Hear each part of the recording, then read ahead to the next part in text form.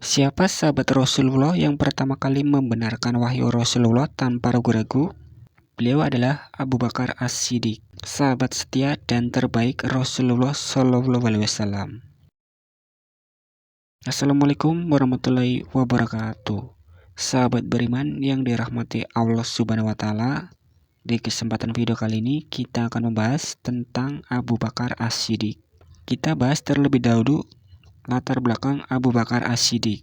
Abu Bakar As-Siddiq, nama aslinya adalah Abdullah bin Abi Quhafah. Lahir pada 573 Masehi di Mekah, 2 tahun setelah tahun gajah. Beliau berasal dari suku Quraisy, tempatnya dari Bani Taim, salah satu suku terpandang di Mekah. Ayah Abu Bakar As-Siddiq bernama Uthman bin Amir, dan ibunya adalah Ummul Khair Salma binti Sahar. Sebelum Islam datang, Abu Bakar As-Siddiq adalah seorang pedagang sukses dari suku Quraisy, yaitu Bani Taim. Beliau dikenal sebagai pribadi yang jujur, berakhlak mulia, dan disegani masyarakat Mekah. Abu Bakar juga ahli dalam nasab atau silsilah keluarga Arab, sehingga beliau memahami keutamaan Rasulullah secara garis keturunannya. Beliau juga memiliki hubungan yang sangat dekat dengan Rasulullah, bahkan sebelum diangkatnya kenabian. Keislaman Abu Bakar As-Siddiq. Ketika Rasulullah menerima wahyu pertama di Gua Hira dan diangkat menjadi nabi, beliau mulai menyebarkan dakwah secara diam-diam kepada orang-orang terdekatnya. Dan Abu Bakar termasuk orang yang pertama kali diberi kabar tentang kenabian.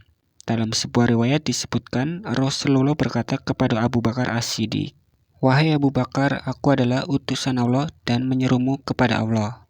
Aku menyerumu untuk menyembah Allah yang Maha Esa dan meninggalkan berhala."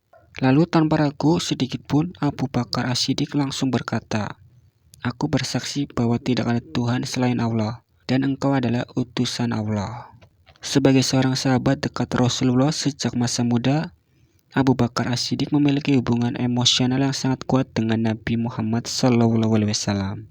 Keislamannya membawa pengaruh besar dalam dakwah Islam, karena banyak sahabat besar yang masuk Islam melalui ajakannya, seperti Utsman bin Affan, Abdurrahman bin Auf, Sa'ad bin Abi Waqqas, Talha bin Ubaidillah. Kita bahas ke segmen berikutnya. Pengorbanan Abu Bakar untuk Islam. Abu Bakar dikenal sebagai seorang yang dermawan dan tidak ragu mengorbankan hartanya demi Islam. Beliau menggunakan kekayaan untuk membebaskan para budak muslim yang disiksa, seperti Bilal bin Rabah, yang sekarang dikenal sebagai muadzin pertama Islam. Pada perang Tabuk, Abu Bakar As-Siddiq menyerahkan seluruh hartanya untuk mendukung perjuangan Islam. Ketika Rasulullah bertanya, "Apa yang engkau tinggalkan untuk keluargamu?"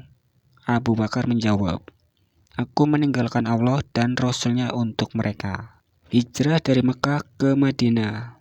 Ini adalah peristiwa yang sangat besar dalam sejarah Islam, dan Abu Bakar As-Siddiq memiliki peran yang sangat penting dalam hijrah bersama Rasulullah. Pada tahun ke-13 kenabian, setelah tekanan dari kaum Quraisy semakin berat, Allah Subhanahu wa Ta'ala memerintahkan Rasulullah untuk berhijrah ke Madinah. Rasulullah meminta Abu Bakar untuk menemani beliau dalam perjalanan tersebut.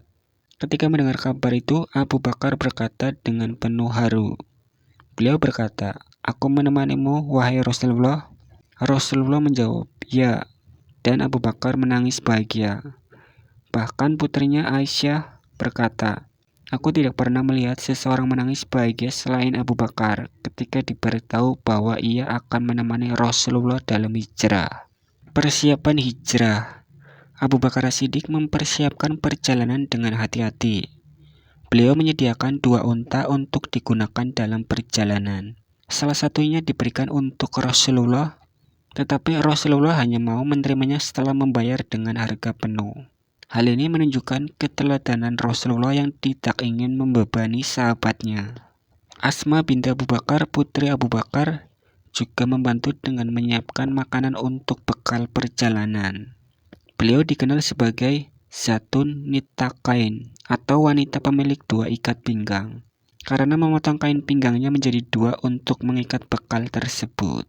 Perjalanan menuju Gua Tsur. Kaum Quraisy yang mengetahui rencana hijrah Rasulullah langsung melancarkan pengejaran. Lalu Rasulullah dan Abu Bakar bersembunyi di Gua Sur sekitar 5 km dari Mekah. Mereka tinggal di sana selama 3 hari untuk menghindari pasukan Quraisy. Di dalam gua itu, Abu Bakar As-Siddiq menunjukkan kesetiaan dan kecintaan yang mendalam kepada Rasulullah. Ketika mereka memasuki gua, Abu Bakar membersihkan gua terlebih dahulu dan menutup lubang-lubang dengan pakaian agar tidak ada hewan berbisa yang mengganggu Rasulullah. Salah satu lubang yang tak tertutup, beliau menutup dengan kakinya sendiri. Saat seekor ular menggigit kakinya, Abu Bakar menahan sakit tanpa bergerak agar tidak membangunkan Rasulullah yang sedang tidur di pangkuannya. Air mata Abu Bakar As-Siddiq jatuh, dan ketika Rasulullah terbangun, beliau mengobati luka Abu Bakar dengan meludahi atas izin Allah. Rasa sakit itu pun hilang. Dalam Al-Quran, Allah Subhanahu wa Ta'ala berfirman, "Janganlah engkau bersedih, sesungguhnya Allah bersama kita." Quran Surah At-Taubah ayat 40. Melanjutkan perjalanan ke Madinah. Setelah dirasa aman, Rasulullah dan Abu Bakar melanjutkan perjalanan mereka ke Madinah. Abdullah bin Abu Bakar, putra Abu Bakar, membantu dengan memberikan informasi tentang pergerakan kaum Quraisy. Sementara itu, Amir bin Fuhairah, yaitu budak Abu Bakar, mengembalakan kambing untuk menghapus jejak mereka. Dalam perjalanan, Abu Bakar selalu berada di depan atau di belakang Rasulullah, tergantung dari arah yang dirasa berbahaya. Ketika Rasulullah bertanya tentang hal ini, Abu Bakar menjawab, "Aku ingin melindungimu, wahai Rasulullah. Jika ada bahaya, biarlah aku yang menerimanya." Di tengah perjalanan, keduanya sempat bertemu dengan Surakah bin Malik, seseorang pemburu bayaran yang mencoba menangkap Rasulullah demi hadiah yang dijanjikan Quraisy. Tapi mukjizat Allah membuat kaki kuda Surakah terperosok ke tanah, dan Surakah akhirnya memohon ampun dan Rasulullah mendoakan keselamatannya. Tiba di Madinah. Setelah perjalanan yang penuh tantangan, Rasulullah dan Abu Bakar tiba di Quba, di pinggiran Madinah. Mereka disambut dengan penuh sukacita oleh penduduk Madinah yang telah lama menantikan kedatangan Rasulullah. Kisah hijrah ini menjadi bukti nyata dari cinta, keimanan, dan pengorbanan seorang sahabat kepada Nabi Allah. Kesetiaan hingga akhir hayat Rasulullah. Abu Bakar adalah sahabat yang selalu berada di sisi Allah dalam setiap peristiwa penting, termasuk saat Rasulullah sakit menjelang wafat. Ketika Nabi wafat, umat Islam mengalami duka yang mendalam. Abu Bakar menunjukkan keteguhan dengan menyampaikan pidato yang menguatkan iman. Barang siapa yang menyembah Muhammad, maka Muhammad telah wafat. Barang siapa yang menyembah Allah, maka Allah maha hidup dan tidak pernah mati. Kepemimpinan sebagai khalifah pertama. Setelah wafatnya Rasulullah, Abu Bakar diangkat sebagai khalifah pertama umat Islam. Masa kepemimpinannya dipenuhi dengan tantangan besar, termasuk gerakan murtad. Beberapa suku Arab meninggalkan Islam setelah wafatnya Rasulullah. Abu Bakar dengan tegas memerangi mereka dalam perang Riddah untuk menjaga persatuan umat. Lalu mengumpulkan Al-Quran. Abu Bakar mulai inisiatif mengumpulkan Al-Quran dalam bentuk tulisan setelah banyak penghafal Al-Quran yang gugur dalam medan perang. Awal penyakit Abu Bakar As-Siddiq. Pada tahun 13 Hijriah, Abu Bakar mulai merasakan tubuhnya melemah. Penyakit yang beliau derita bermula setelah mandi dengan air dingin di musim dingin. Ini yang menyebabkan tubuh beliau tidak lagi sekuat sebelumnya. Meskipun kesehatannya terus menurun, semangat untuk memimpin dan melayani umat Islam tidak pernah pudar. Beliau tetap menjalankan tugasnya sebagai khalifah dengan penuh tanggung jawab. Hari di mana Abu Bakar wafat. Abu Bakar wafat pada tanggal 22 Jumadil Akhir tahun 13 Hijriah pada usia 63 tahun.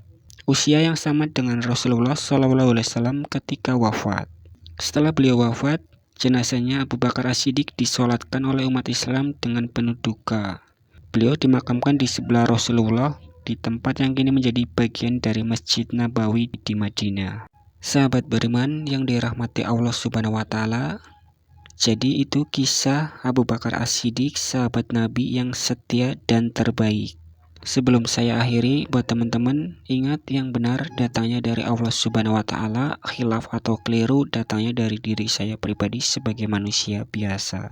Saya akhiri, wassalamualaikum warahmatullahi wabarakatuh.